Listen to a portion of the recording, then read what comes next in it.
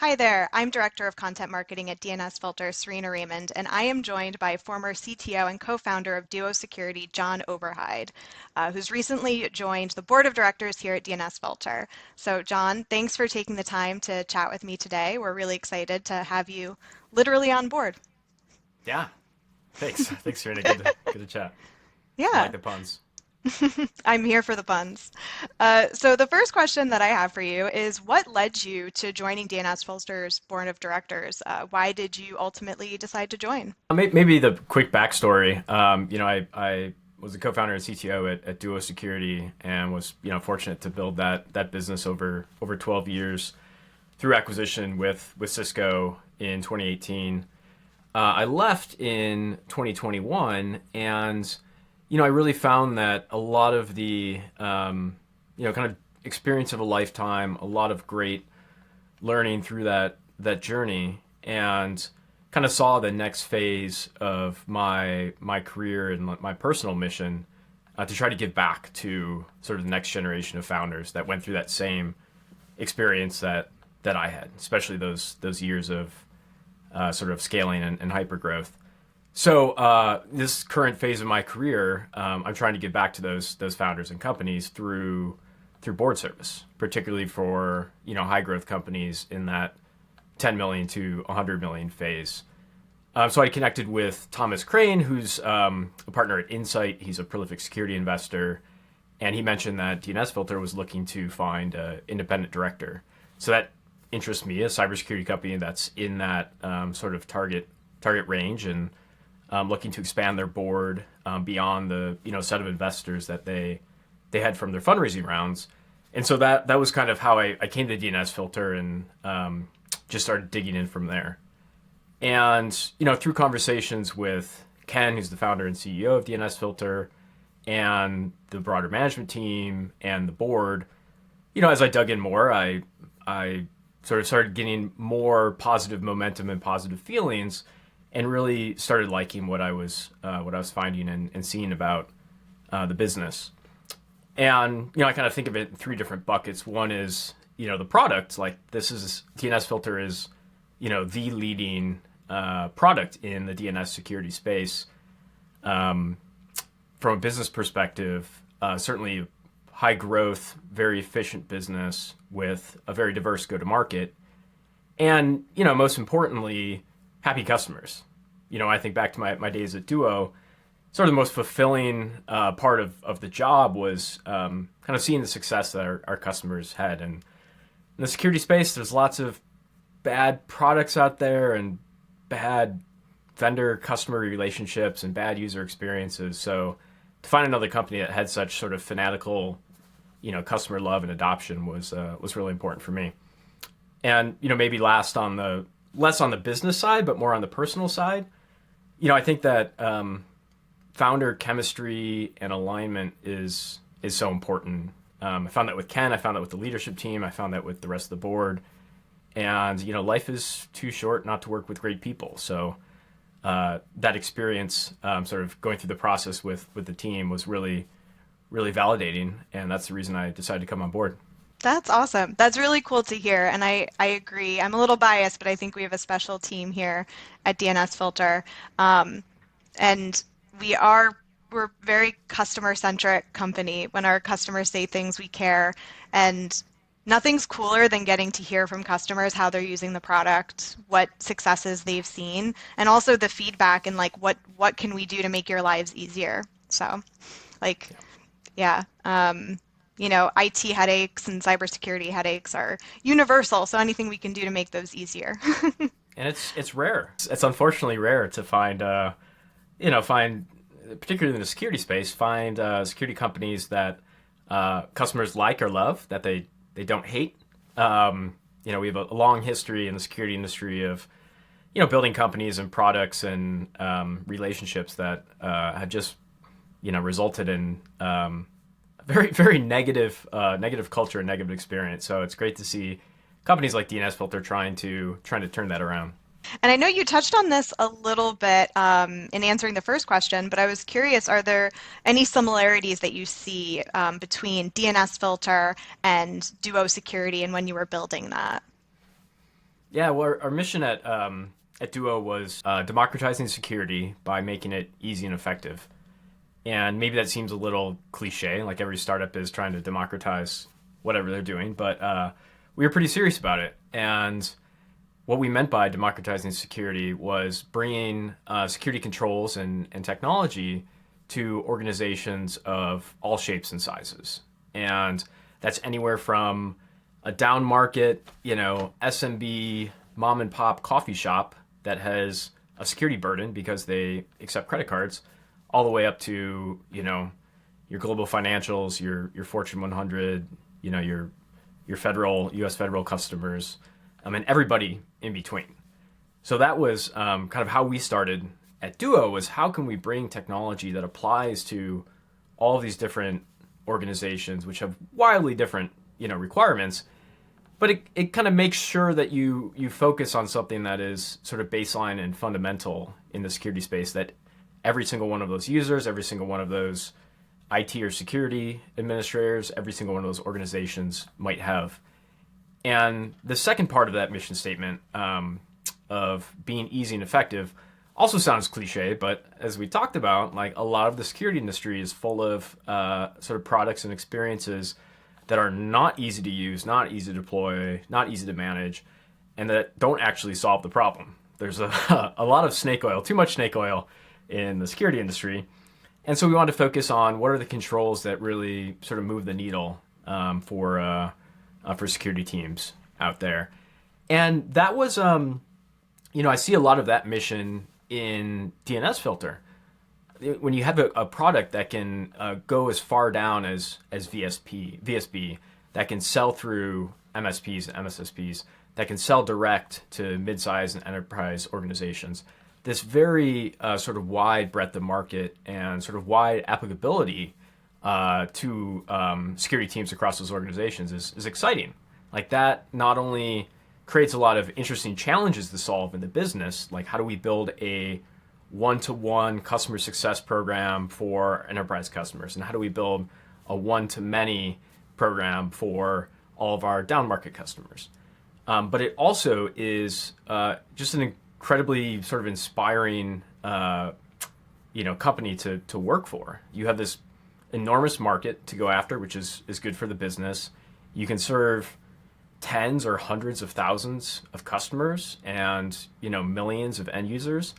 And what else is more motivating than to make a impact that large across so many companies and so many industries. So there's a lot of things that kind of hit on all of the things I really enjoyed about my experience with Duo, and all the things that DNSFilter was doing, and how they built their business and how they went to market, that are just kind of my soft spots for problems I like to work on. Oh, I love that. That's awesome. And you'd mentioned security controls a few times. What are a few fundamental security controls that you think CISOs and IT teams should be focusing on right now in 2023? I think I can be both a pessimist and optimist when it comes to security. Maybe on the pessimist side, we've been dealing with a lot of the same problems for decades, and I think as an industry and from a customer perspective, there's been a lack of focus on fundamentals, as you highlight. And for customers, fundamentals are the basics of security. It might be the basics, but they're not necessarily easy. So we need products that help make those problems more solvable or tractable, especially for those organizations that just don't have the budgets or skill sets or talent to solve them. On the optimistic side, I think we are making meaningful progress in security holistically. Like, it's a lot more challenging and expensive for bad guys to go after organizations in the modern day. And I think it is not necessarily through developing new and fancy, technological capabilities, but I think it is more of the focus on sort of ease of use and a user-centric view of the world when it comes to security. You think about like employees or end users in their daily work environment. They go into work at their organizations. they're trying to be productive, they're trying to do well in their job and do well as a business. And some of the common security guidance is, don't click that link, or don't go to that website, don't open that email, don't open that attachment. Like, that's what users do with their computers. Like, that's how you use the internet. And it's really hard to ask a user to be productive and do their job, and yet walk some sort of you know tiny tightrope of security with these giant lions beneath them, and be like cybersecurity experts when they're just trying to navigate the internet or navigate their inbox. So that's where I appreciate products like DNSFilter, where you're trying to protect against those user-centric attacks of phishing or ransomware or malware in a way that keeps the user safe, but then is mostly out of their way and allows them to to be productive and do their job. And as I've just experienced over the years in the industry or with Duo, that ease of use turns out to be such a big deal, and in some ways almost more important than what the efficacy of the controls that you're deploying. Like, how can you make it so that the end user is happy and productive, and the administrators are happy and productive in their their security outcomes as well. Keep those users safe, but then get out of the way so organizations can be productive and move quickly.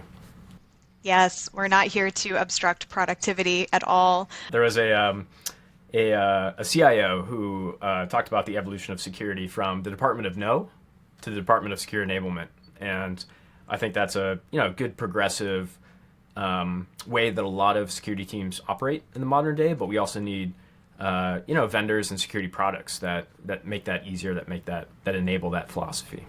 I absolutely love that, especially in a time where the number of, tools of things that we use on the day to day, like just to work. Sometimes there's so many links out there, that I need to suddenly trust. So to have something that can both guard against it, but also not stand in my way if I'm going to access it, like, every time the marketing team gets a new tool and all of that. It's which, as I think all teams, that happens with, but Yeah, and I'm sure yeah, SaaS overhead.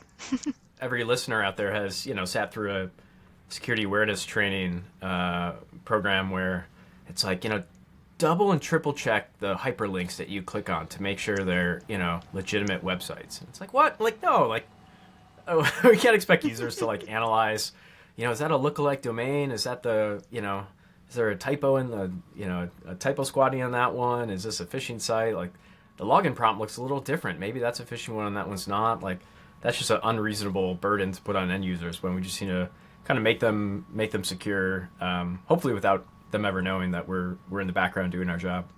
Exactly. And also that can create a lot of paranoia where everything they're flagging to IT, and just saying, I don't know, should I trust it? Which that isn't efficient for the IT team either, or the Yeah, cybersecurity team.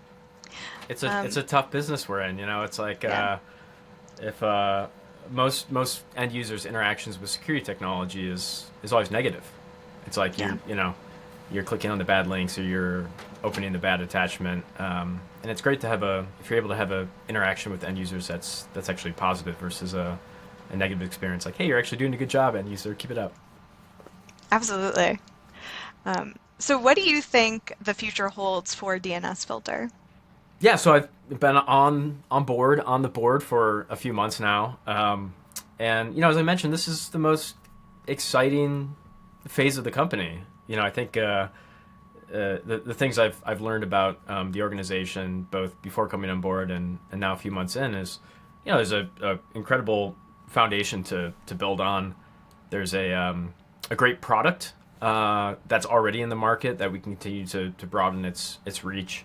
There's a ton of growth opportunities ahead, a lot of different levers to pull to grow and sustain the sort of trajectory of the company. As venture investors like to say, it's early innings for DNSFilter. I'd say on the other hand, it's not all roses. In the macroeconomic sense, there's rocky conditions ahead for the economy, which impacts all our customers and organization itself.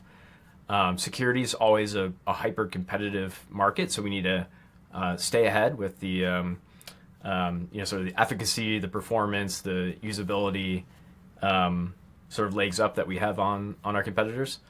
And there's always a lot of hard work to do inside and outside the organization. So you don't want to take that success that we've had so far for granted.